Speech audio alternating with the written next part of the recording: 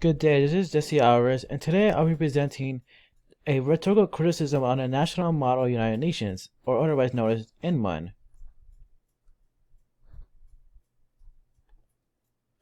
NMUN, as we all know, COVID-19 has impacted events in multifaceted ways. One of these ways is by canceling them due to the fact that there's crowded areas which can spread the virus, and there's also lockdowns or government regulations that events have to abide to. Sometimes events also migrate online. One of these such events is the National Model United Nations, or NMUN, which is a nonprofit organization that advances understanding of the United Nations as well as contemporary international issues. They migrated using a service called Gatherly. We'll be looking at NMUN, and in particular, this helped develop a research question for an international event like National Model UN, where the main component is multilateral cooperation due to interpersonal communication. How is it impacted by the online migration, and how effective is it still at delivering upon its goals and ideology for speech and debate students? The overview of our project will be as follows, starting first with a description of the artifact, which is NMUN. Then we go to the methods, the findings, and finally the conclusions drawn from the findings.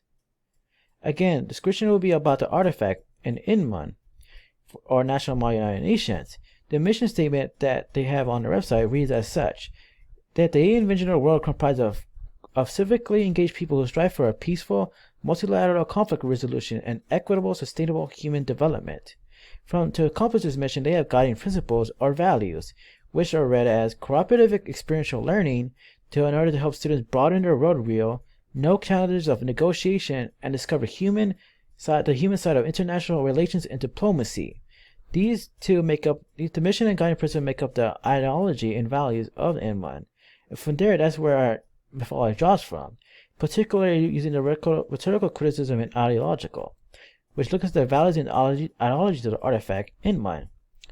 And today we will look into the parts of it, which are as follows: position paper, training, speech, delegation, and resolution writing, to see how effective it is in developing the communicative ideologies. Starting with the position paper, we have as plainly stated, self-explanatory, as a paper in which a member state or observer will set out its position on a set of topics, usually gained from the delegation background topics, the community background topics. These usually work individually first, and then, or with a partner, and then you combine them in order to get them passed, or the final product. The parts of position paper are in three.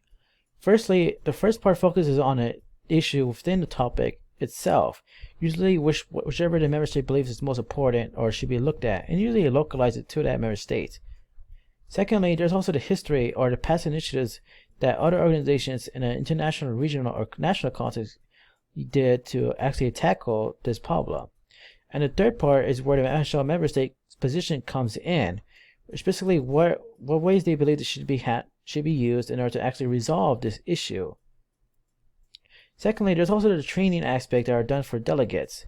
Firstly, it focuses on three parts, mainly the procedure, which involves the rules of operations or the actual traditions that each delegation member should follow during an actual formal session, and also the voting procedure, how it works. Secondly, there's etiquette, as in the do's and don'ts at the actual conference, which of course relate to the attire, which is usually professional full business outfits for men and women. And secondly, the conduct that should be observed at the conference. One example for a don't that you should not do is that you shouldn't hound other delegates and coerce them into agreeing with you. Thirdly, there's also the objectives, which is of course highlight what the delegate from the campus should actually do. Ideally, they could lead a conversation through speeches and in actual informal sessions, in order to get people to agree with them and to work more in cooperation with the resolution papers. And at least they usually do that through negotiation. In order to be better at negotiation, you need better at speeches. There are two types of speeches usually done at the NMUN conference. The first one is the agenda setting, which, as the name implies, is similar to setting a table up. You're setting what topics you believe should be focused on by the community in an order. This can be strategic because you can then set the one that you are most comfortable and most researched in first in order to tackle and lead that topic. And speaking of topic, the speech is usually delivered during a topic session at the NMUN conference. Usually focuses directs where the community should focus on regarding the topic itself, usually what you believe is the issue and your position and your way of resolving it as a member state. Thirdly, it's important to note that speeches should be persuasive. They're not just a report where you're just basically reporting a series of information to a whole group of people, but also require you to be persuasive. Usually, a tendency in order to accomplish this is through body language, enunciation, attention-grabbing devices like statistics, and also eye contact, which is very important in digital space. There's also the three classic Greek appeals in pathos, logos, and ethos. Using speeches, you can then become a better delegate, which is usually done at the conference itself. This paper will look at what delegate does during a formal session, which is usually where speeches are delivered for during the agenda setting and a topic setting and topic appealing. Secondly, there's also the informal sessions, which is where a lot of the negotiation takes place between different delegates, and also the cooperation in writing a resolution paper. Thirdly, there's also networking, which is usually done before a conference and after conference in order to establish allies and connections between delegates. Lastly, we have the resolution paper, which initially starts as a working paper. It is separated into two parts, particularly the preamble and an operative. The preamble usually contains information about the backdrop of the actual topic you're writing a resolution paper for, and usually requires referencing other advanced conferences and documents. Secondly, as the operative states itself in its name, is usually what the community believes that others should operate on, usually giving recommendations, suggestions, depending on the power of the community itself and its mandate. Thirdly, cooperation is another thing that we wish to highlight, mainly because it is necessary in order to actually write the paper itself, where you're including everyone's point of views and suggestions, as well as interacting with the dais and directors in order to get the paper passed, especially during a voting process where you're either working on amending the paper or convincing other people to sign it into a resolution. With the methodology and the different parts of the artifact discussed, we will now move into the findings, which are organized chronologically in this presentation, starting at the pre-conference, the mid-conference, and finally the post-conference that contain the takeaways. For the pre-conference, we are looking at the position paper, training, and speech. For the position paper, in the case of the Lone Star College North Harris, we did it individually first, and then we combine it into a full one in order to make sure we get on to actually writing the paper first, and then focus mainly on editing it before the submission date. In order to perfect it, it was reviewed firstly by the alumni of the NMUN group, and then by the second years, and finally the coaches before getting their final say.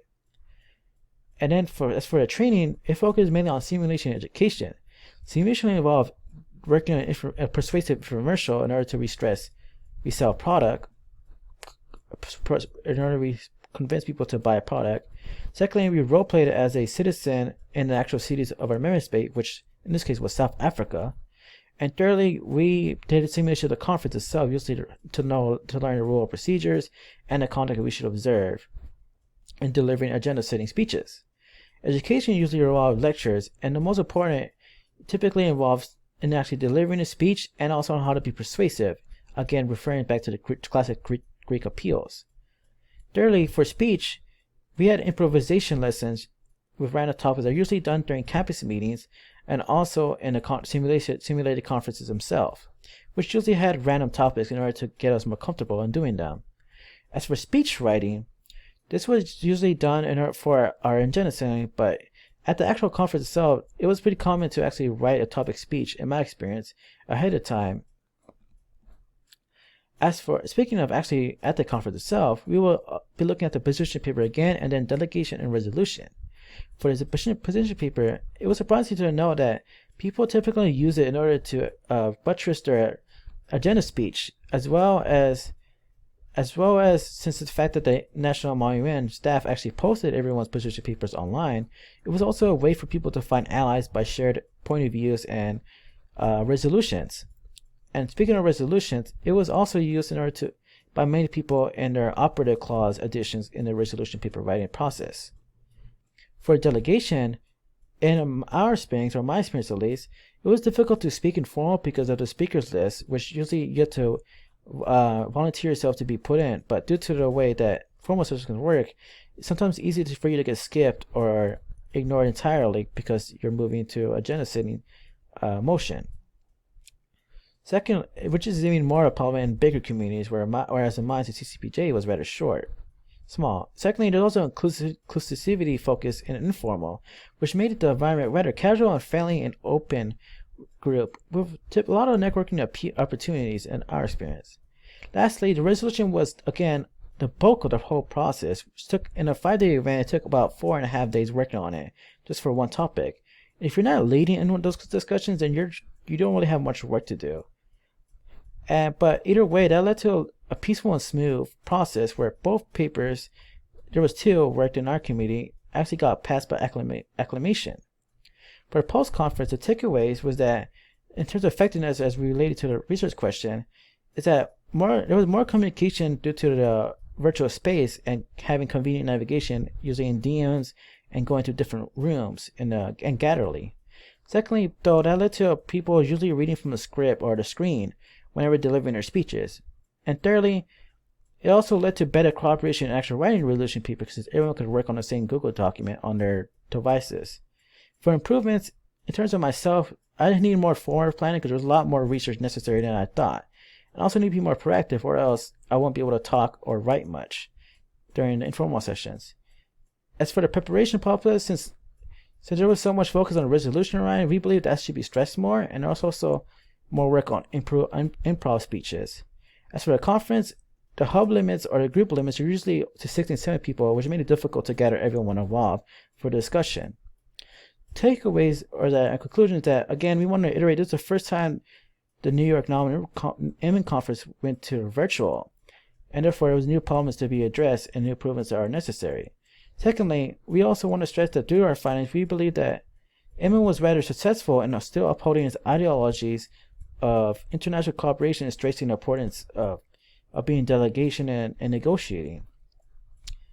In that regard, we also believe that NMUN should combine the virtual and face-to-face conference into one to get the best of both worlds. In order to do that, they'll get greater accessibility to the virtual medium. There's also stronger cooperation and communication from the accessibility of that medium, as well as being able to hang out with each other in real life if possible. And to that, there's also better efficiency since they can work on the same document again using their own computers. With that, that is the end of my presentation. Thank you for listening, and are there any other questions? And here are my references.